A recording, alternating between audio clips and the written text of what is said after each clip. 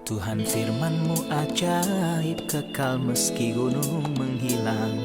Tiada huruf yang gagal, tak terpatahkan siasat. Hidup seperti-Mu ya Allah, lebih dari emas. Aku bersaksi kitab-Mu, kitab yang suci. Terdengarkan firman-Mu, hibur hati yang luka.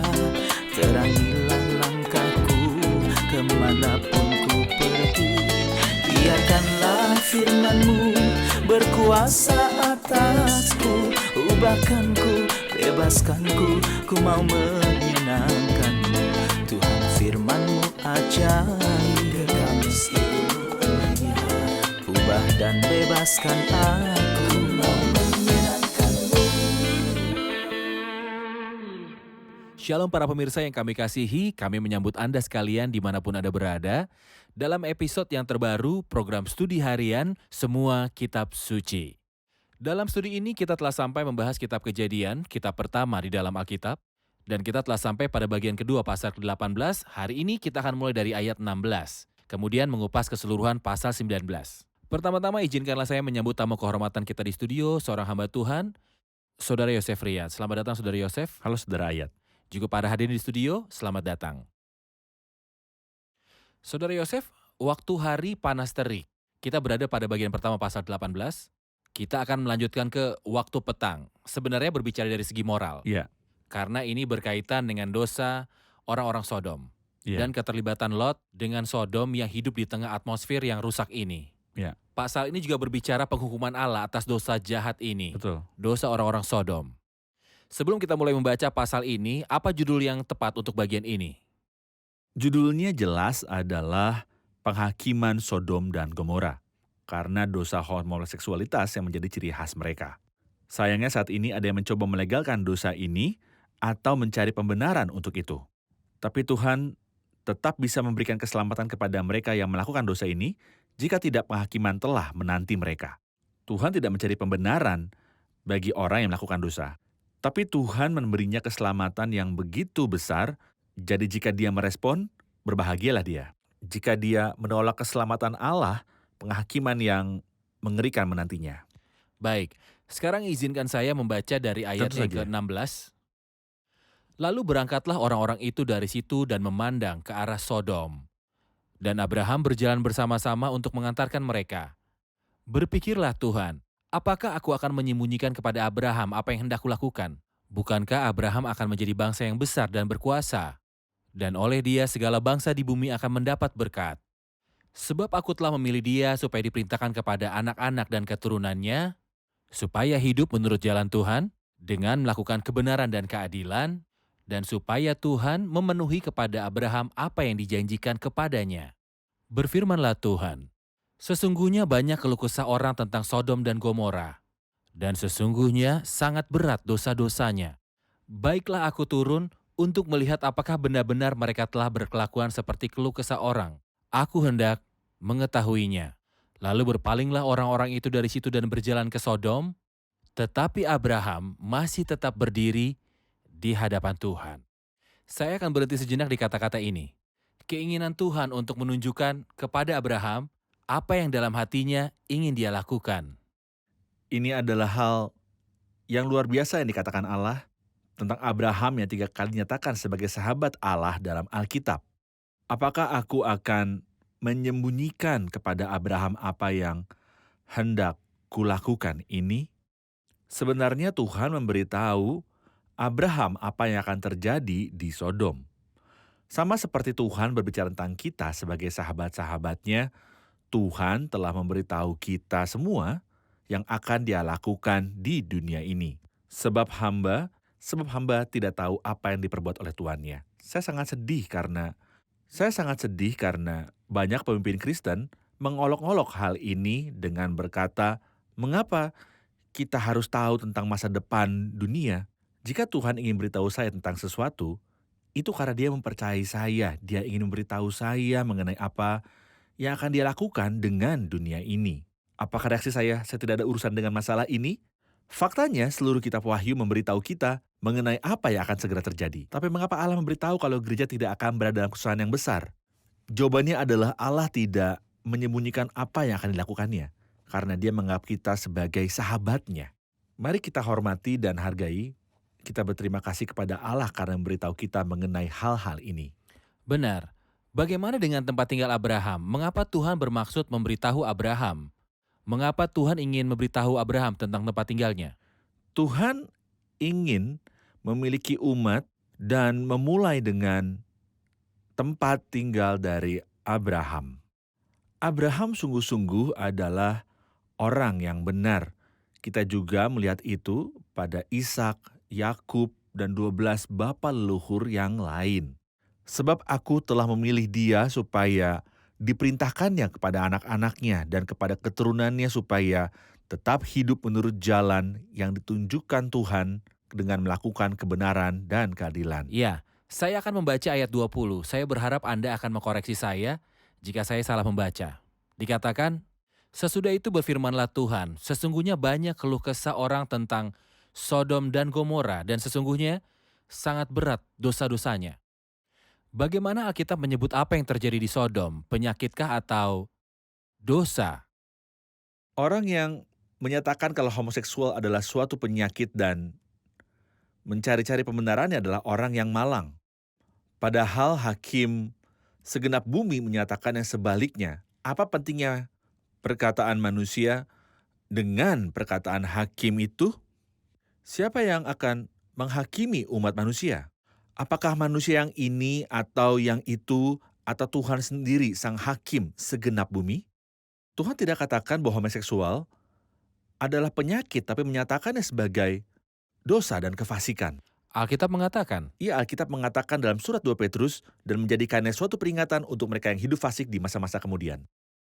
Tapi meskipun itu adalah dosa dan kefasikan, Tuhan tetap menawarkan keselamatan. Dalam surat 1 Korintus 6 dan beberapa orang di antara kamu, demikianlah dahulu, tetapi kamu telah memberikan dirimu disucikan, kamu telah dikuduskan, kamu telah dibenarkan. Itu adalah dosa. Namun Tuhan menyembuhkan, membenarkan, dan membebaskan mereka dari dosa ini. jadi Alkitab mengatakan itu adalah dosa. Dan ayat dalam pasal 18 mengatakan, sesudah itu berfirmanlah Tuhan, sesungguhnya banyak keluh kesah orang tentang Sodom dan Gomora. Sesungguhnya sangat berat dosa-dosanya. Jadi dosa ini bukanlah dosa biasa, tapi dosa yang sangat besar yang menuntut penghukuman publik atas kota tersebut dan juga menuntut penghukuman kekal pada hari penghakiman. Tidakkah kamu perhatikan pada ayat 20 mengenai keluh kesah tentang Sodom dan Gomora? Apa maksud dari keluh kesah itu? Apakah ini berarti orang muda atau dewasa berteriak-teriak di jalan? Dosa ada di telinga Tuhan sebagai jeritan yang menakutkan. Ya, Keluh kesah Sodom dan Gomora adalah dosa yang naik ke surga sebagai keluhan kesah. kita akan membaca lebih banyak ayat tentang dosa ini dan juga respon Alkitab terhadap homoseksual. Kita rehat sejenak dan kembali untuk menjawab pertanyaan hadirin.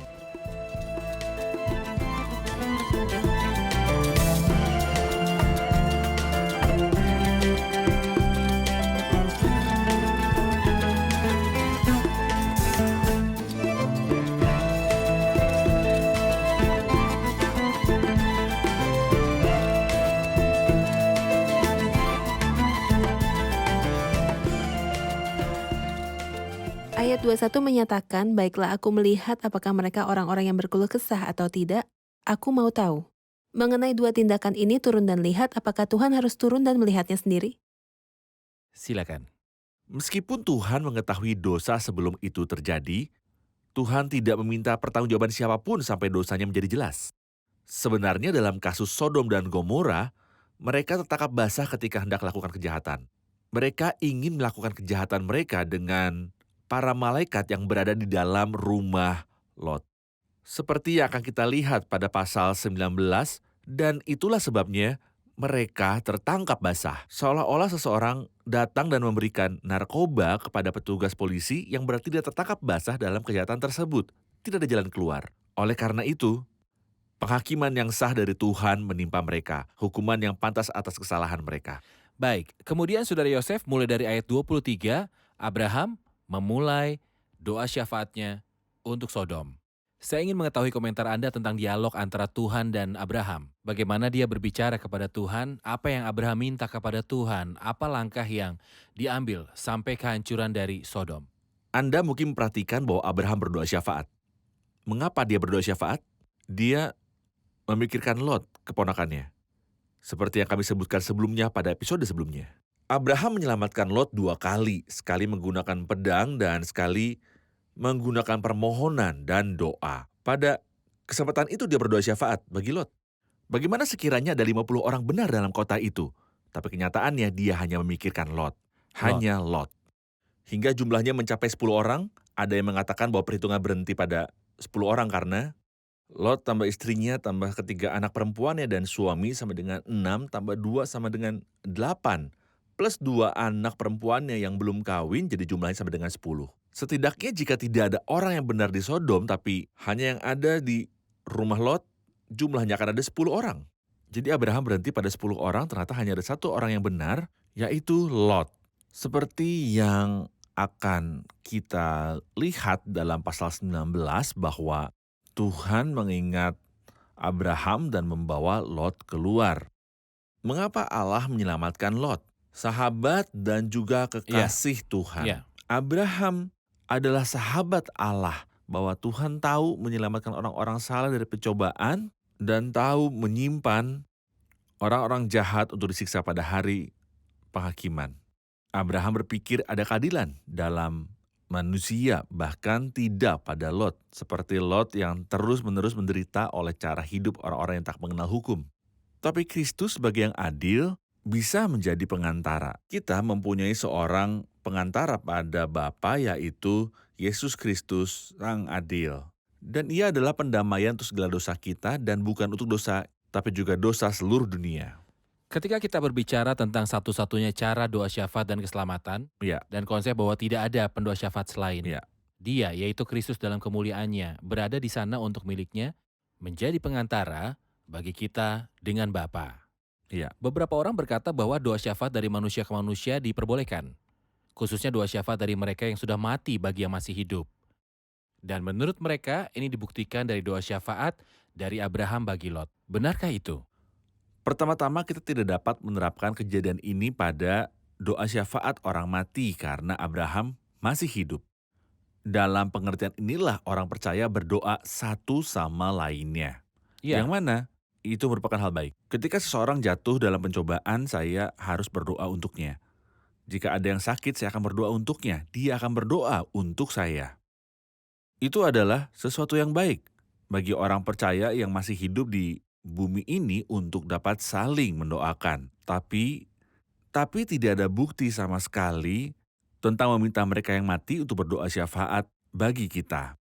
Bagian ini tidak penting, tapi malah sebaliknya. Berkatalah Elia kepada Elisa, mintalah apa yang hendak kulakukan kepadamu sebelum aku terangkat daripadamu. Karena itu Elia diambil dari Elisa. Iya. Tidak ada lagi kontak di Mengapa antara meminta mereka. petunjuk pada orang-orang mati? Bagi orang hidup. Bagi orang Iya. hidup. Iya. Sebelum kita mengupas pasal 19 untuk melihat bagaimana penghakiman dilaksanakan atas kota ini, saya ingin mendengar komentar Anda tentang apa yang dikatakan Abraham pada akhir pasal ini. Lalu pergilah Tuhan setelah ia selesai berfirman kepada Abraham, dan kembalilah Abraham ke tempat tinggalnya. Dalam ayat 22, lalu berpalinglah orang-orang itu dari situ dan berjalan ke Sodom, tetapi Abraham masih tetap berdiri di hadapan Tuhan. Abraham tetap berdiri di hadapan Tuhan, dan Tuhan tidak pergi sampai Abraham menyelesaikan pembicaraannya. Jadi Abraham memberitahu Tuhan segala isi hatinya, Iya. lalu dia berhenti berbicara. Iya. Jelaskan tentang Abraham di situasi terhormat ini. Faktanya Abraham dalam pasal 18 kitab Kejadian sedang berada di puncak kehidupannya. Saya dapat melihat dua hal yang bertentangan, tapi keduanya hadir dan jelas dalam kehidupan Abraham. Pertama, kasih dan persahabatan. Jika saya boleh berkata seperti yang Tuhan katakan, apakah aku akan menyembunyikan kepada Abraham apa yang hendak kulakukan ini? Yang kedua adalah kekaguman dan rasa hormat yang terlihat jelas ketika Abraham bersujud kepada Tuhan. Dalam pasal 17, lalu sujudlah Abram. Tetapi Abraham masih tetap berdiri di hadapan Tuhan dan berkata, sesungguhnya aku telah memberanikan diri berkata pada Tuhan. Hubungan kita dengan Tuhan harus memiliki kedua sisi ini, semacam persahabatan dan kasih, tanpa kehilangan rasa kagum dan juga hormat. Ada kasih di antara kita karena Allah adalah Bapa kita. Kita berbicara pada Allah sebagai Bapa dan kita bicara pada Tuhan Yesus sebagai kepala kita yang berharga. Tapi pada saat yang sama, ketika kita bicara dengan Allah, cara bicara kita harus dengan rasa kagum dan juga rasa hormat. Nama Tuhan diungkapkan di sini saat Abraham memanggilnya Tuhan. Ya, Aku memberanikan diri berkata pada berkata pada Tuhan, Tuhan, dan Abraham memanggil Tuhan Hakim segenap bumi. Lalu di sini juga Abraham memanggil Tuhan sebagai Allah perjanjian saat Tuhan datang untuk mengutuk kejahatan kota. Karena dia adalah Adonai, maka dia harus menghakimi, hakim Ya. segenap bumi. Ya. Penghakiman yang terjadi atas dunia akan dilakukan oleh Tuhan di atas segala Tuhan. Meski banyak orang yang menolak dan menyangkal kekuasaannya, tetapi karena dia adalah Tuhan dan haknya untuk menghukum, maka dia akan menghukum seluruh bumi. Surat Yudas ayat 4, mereka menyangkal sesuatunya penguasa dan Tuhan kita Yesus Kristus. Manusia sejak awal ingin menyingkirkan otoritas dan kekuasaan Tuhan. Seperti yang kita lihat dalam Kejadian 3, kamu akan menjadi seperti Allah. Iblis menggoda manusia dengan seolah berkata, mengapa Anda membutuhkan Tuhan? Anda adalah Allah atas diri Anda sendiri. Tidak, saya sendiri bukan Allah, saya tidak menciptakan diri saya sendiri. Seperti yang Allah katakan, semua orang disebut dengan namaku yang kuciptakan untuk kemuliaanku yang kubentuk dan yang kujadikan. Jadi kita bertanggung jawab di hadapan Allah, kita akan memberikan pertanggungjawaban di hadapan Allah. Beri gambaran kepada kami mengenai apa yang terjadi setelah para malaikat tiba di Sodom. Kita mencatat bahwa Tuhan tidak pergi ke Sodom. Allah malu untuk diklaim sebagai Allah Lot. Seperti yang kita baca dalam surat Ibrani 11, Allah tidak malu pada Abraham, Ishak, dan Yakub. Meskipun Lot adalah orang yang benar, Allah malu disebut sebagai Allahnya. Kita akan melihat bahwa dalam pasal 19 bahwa Lot tidak menghormati Allah, hal-hal yang membuat Allah senang untuk berkunjung atau tinggal bersamanya, tapi rumah itu rusak, anak-anak perempuannya rusak. Lot tertekan oleh perilaku bejat manusia-manusia durhaka.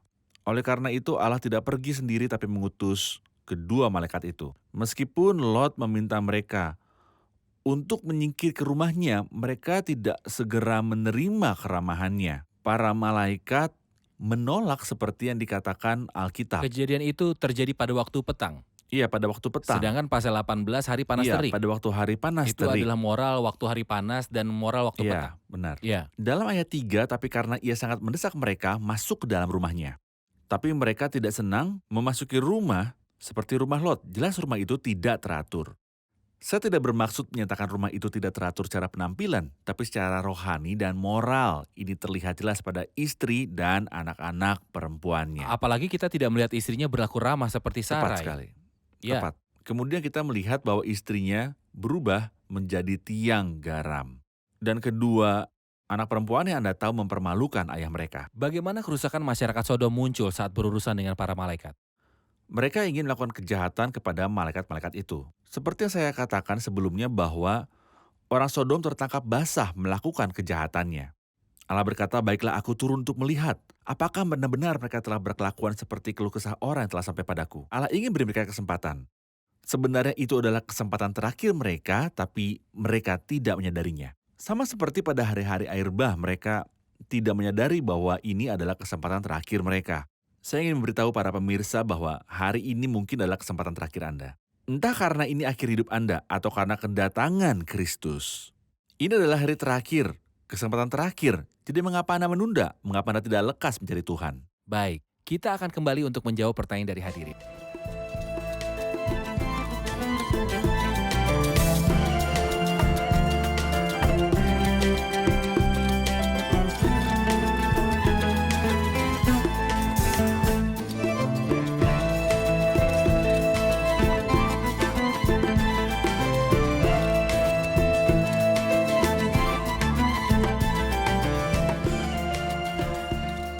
Saudara, ayat kita tahu bahwa dosa akan dihakimi. Apakah ada ayat lain dalam Alkitab yang menegaskan arti itu? Iya, misalnya siapa yang mengatakan bahwa homoseksual adalah sebuah dosa? Meskipun Alkitab pernah menyatakan bahwa itu adalah dosa, tapi adakah ayat lain yang menyatakan bahwa pemburit atau homoseksual itu adalah dosa? Ya, kita memiliki banyak sekali ayatnya. Contohnya dalam Perjanjian Lama ada 2 ayat. Dalam Imamat 18 ayat yang ke-22 dan Imamat pasal 20 ayat yang ke-13. Dalam Perjanjian Baru kita menemukannya pada surat 1 Korintus 6 ayat 9. dalam surat Roma pasal 1 ayat yang ke-26, Yudas pasal 1 ayat yang ke-7, 2 Petrus pasal yang kedua ayat yang ke-6. Banyak ayat yang menghakimi dosa ini. Allah tidak hanya menghukum dosa ini, tapi mempercepat penghakiman karena kejahatan dosa homoseksual ini. Meskipun semua orang berdosa akan dihakimi. Tapi Tuhan bergegas menghakimi dosa ini seperti yang dikatakan ayat itu. Menjadikannya suatu peringatan untuk mereka yang hidup fasik di masa-masa kemudian. Tuhan tidak menawarkan banyak waktu pada para pemurid. Iya, jadi kita berada di depan pernyataan yang sangat jelas dari Alkitab bahwa homoseksual bukanlah penyakit, melainkan sebuah dosa. Keselamatan juga ditawarkan kepada mereka yang jatuh dalam dosa ini, tapi Iya. siapapun yang menolak, penghakiman menantinya. Tepat sekali. Melalui ayat-ayat yang Alkitabiah ini, jelas ada hukuman atas dosa ini. Ya. Kemudian dalam pasal yang ke-18, kita juga sudah membaca bahwa dosa Sodom itu sangat berat. Melawan Tuhan, Ini adalah suatu keluhan. itu membuat mereka dihanguskan. Ya. Nanti di masa depan akan ada penghukuman dan penghakiman yang kekal. Ya. Kami tidak menganggap remeh situasi ini atau membesar-besarkannya, tetapi kami mengatakan apa yang Alkitab katakan tentang dosa yang pantas mendapatkan penghakiman Allah yang adil. Mari kita lihat hubungan Lot dan kedua bakal menantunya. Ketika dia diminta untuk pergi dan memberitahu kedua bakal menantunya, ayat 14 menyatakan, keluarlah Lot lalu berbicara dengan kedua bakal menantunya, katanya bangunlah keluarlah dari tempat ini, sebab Tuhan akan memusnahkan kota ini, tetapi ia dipandang sebagai orang berolok-olok saja. Bagaimana Anda melihat Lot di mata kedua bakal menantunya? Nyatanya saya merasa kasihan pada Lot. Istrinya berubah menjadi tiang garam saat mereka keluar dari sana. Apakah Anda bisa membayangkan Lot harus tetap menyelesaikan perjalanan karena dilarang untuk melihat ke belakang sementara istrinya sudah berubah menjadi tiang garam. Ketika tiba di negeri itu, dia tidak bisa menemukan istrinya. Bahkan anak perempuannya yang pergi bersamanya keluar dari Sodom. Saat dia menabur dalam hidup mereka benih-benih kejahatan dan membiarkan mereka. Iya. Dalam cara memalukan di ayat 8. Mereka juga di akhir pasal 19 membuat malu ayah mereka. Iya. Dalam ayat 14 kita membaca bahwa tetapi ia dipandang oleh kedua bakal mantunya sebagai orang yang berolok-olok saja. Dia pergi untuk memperingatkan mereka. Tapi tampaknya Lot adalah pria yang senang bergurau, yang menyukai lelucon kasar dan pembicaraan yang bodoh. Alkitab memperingatkan kita untuk menjauhi pembicaraan bodoh atau lelucon kasar yang tidak pada tempatnya. Lot pergi kedua bakal menantunya yang akan kawin dengan kedua anak perempuannya untuk beritahu mereka bahwa Tuhan akan menghancurkan kota, tapi mereka malah mengira dia bercanda. Mereka seolah berkata, apakah Anda datang untuk mengatakan lelucon konyol ini? Lot kehilangan kesaksiannya, sayangnya dia seperti garam yang telah kehilangan rasa asinnya. Tuhan berkata, kamu adalah garam dunia. Jika garam itu menjadi tawar, dengan apakah ia diasinkan? Tidak ada lagi gunanya. Sayangnya inilah nasib Lot. Arti kata Lot adalah disembunyikan. Dikatakan bahwa hidupnya telah berakhir saat dia berada di bawah persembunyian. Di mana kesaksianmu Lot, semua yang kau bawa untuk kami adalah keturunanmu Amon dan Moab. Hukum Taurat memberikan kita, seorang Amon atau seorang Moab janganlah masuk jemaat Tuhan, bahkan keturunan yang ke-10 pun. Inilah yang terjadi pada orang yang ketika melayangkan pandangannya memilih untuk dirinya sendiri. Awal yang sangat sepele, seperti yang Alkitab katakan, lihat betapapun kecilnya api, ia dapat membakar hutan yang besar. Benar. Api akan membakarnya. Allah membinasakan kota Sodom dan Gomora dengan api. Pasal ini berakhir pada ayat 27, ketika Abraham pagi-pagi pergi ke tempat ia berdiri di hadapan Tuhan itu, dan memandang ke arah Sodom dan Gomora, serta seluruh lembah Yordan, maka dilihatnya lah asap dari bumi membumbung ke atas sebagai asap dari dapur peleburan. Demikianlah Allah memusnahkan kota-kota tersebut, dan Allah ingat kepada Abraham. Dan kemudian Allah mengeluarkan Lot dari tengah-tengah tempat yang ditunggang-balikan itu. Inilah yang Allah lakukan terhadap kedua kota itu, dia membakarnya menjadi abu. Allah membawa Lot keluar dan dia mengingat Abraham. Apa komentar Anda terhadap hal ini? Mengapa Allah menyelamatkan Lot? Bukan karena Lot. Tapi seperti yang dinyatakan Alkitab pada kita, Allah mengingat Abraham dan membawa Lot keluar dari malapetaka yang menimpa kota-kota itu. Abraham adalah orang yang ingin dibantu dan dihormati oleh Allah. Ya, Karena Abraham telah menghormati Tuhan dan janji Tuhan adalah jauhlah. Sebab siapa yang menghormati aku akan kuhormati. Saya berharap Anda dapat mengakhiri episode ini dengan berkomentar tentang perbedaan pandang ke arah Sodom, seperti halnya ketika Abraham memandang sebelum dan sesudah kota itu dihancurkan. Tolong jelaskan pada kami mengenai hal tersebut. Terkait dosa mengingini, dalam pasal 13 Lot melayangkan pandangannya dan melihat Sodom. Lot melihat Sodom seperti taman Tuhan, meskipun dia tidak melihat taman itu. Dan juga seperti tanah Mesir, sepertinya Mesir tidak terlepas dari hatinya. Kedua dosa di mata surga, pasal 18 nyatakan bahwa lalu berangkatlah orang-orang itu dari situ dan memandang ke arah Sodom. Dosa pantas dihakimi, saya hampir lupa bahwa dosa ada hukumannya. Tapi siapapun yang mendengarkan saya ingin memperingatkan Anda, dosa memiliki hukumannya, surga memandang dosa dengan mata tidak senang. Ya, Ketiga, pandangan istri Lot. Saat melihat ke belakang, istri Lot menjadi tiang garam. Ngomong-ngomong, satu-satunya wanita yang dinyatakan Allah untuk diingat adalah istri Lot dalam Injil Lukas pasal 17. Ingatlah akan istri Lot, dia tinggal dengan orang benar dan dibawa keluar dari kota kehancuran. Tapi dia tidak sampai dengan selamat. Ini adalah peringatan bagi para pemirsa yang mendengarkan saya. Akhirnya pandangan Abraham ketika melihat ke bawah ke arah Sodom, beberapa sarjana Alkitab melihat pandangan Abraham terhadap Sodom yang terbakar merupakan gambaran mengenai ke-24 tua-tua dalam kitab Wahyu 4 dan 5 ketika mereka memandang dunia. Dunia tempat mereka hidup sebagai orang asing. Tapi mereka melihat ke ujung dunia ini sebab dunia seperti yang kita kenal segera akan berlalu. Unsur-unsur dunia akan hangus dalam nyala api, jadi betapa suci dan salehnya kamu harus hidup. baik. Terima kasih Saudara Yosef. Sekarang kita akan dengarkan komentar dari para hadirin. Apa yang telah Anda pelajari? Ada semacam kasih dan persahabatan antara Tuhan dan Abraham. Seperti yang dikatakan Tuhan, apakah aku akan menyembunyikan kepada Abraham apa yang hendak kulakukan, tapi kekaguman terlihat seperti di Kejadian 18 ayat 23-27. Allah membenci dosa, dosa pantas untuk dihukum. Tapi Allah mengasihi orang berdosa dan berbelas kasihan padanya. Yesus berkata, barang siapa datang kepadaku, ia tidak akan kubuang. Itu cara untuk berdoa syafaat dan jalan keselamatan. Benar. Ya, terima kasih. Terima kasih Saudara Yosef. Tuhan Tuhan memberkati. Pemirsa terkasih, pada episode kita kali ini, kita membahas dosa Sodom dan Gomora, sebuah dosa yang sangat berat, yang kemudian menuntut murka Allah segera ditimpakan pada kota-kota itu. Allah membakar kota Sodom dan Gomora dan seluruh daratan Yordan hingga menjadi abu. Allah menuntut hukuman kekal di hari penghakiman. Di mata Allah, ini adalah sebuah dosa yang amat sangat berat. Allah sangat marah dengan dosa ini, sehingga ia menurunkan hukumannya yang membawa ke atas dua kota ini. Ini adalah nasib dari Sodom dan Gomora. Ini juga merupakan nasib dunia tempat kita hidup saat ini. Anda harus melarikan diri dari dunia ini dan berlindung pada salib Kristus.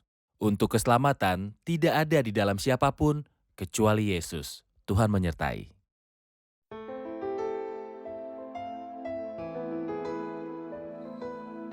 Tuhan firman-Mu ajaib, kekal meski gunung menghilang. Tiada huruf yang gagal, tak terpatahkan siasat. Hidup seperti-Mu ya Allah, lebih dari emas. Aku bersaksi kitab-Mu, kitab yang suci. Mendengarkan firman-Mu, hibur hati yang luka. Terangilah langkahku kemanapun ku pergi. Biarkanlah firman-Mu berkuasa atasku. Ubahkanku, bebaskanku, ku mau menyenangkan-Mu. Tuhan firman-Mu ajaib, kekal meski gunung. Ubah dan bebaskan aku.